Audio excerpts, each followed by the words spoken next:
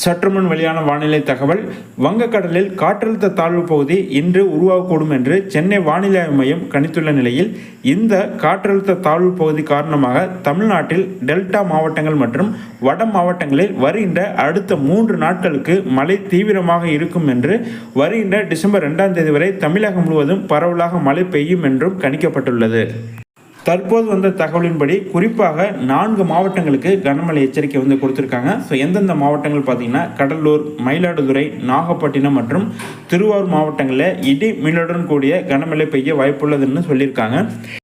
மேலும் இன்று முதல் அடுத்த 3 நாட்களுக்கு பார்த்தீங்கன்னா, தமிழகத்தில் அநேக இடங்களிலும் புதுவை மற்றும் காரைக்கால் பகுதிகளிலும் இடி மின்னலுடன் கூடிய லேசானது முதல் மிதமான மழை பெய்யக்கூடும்.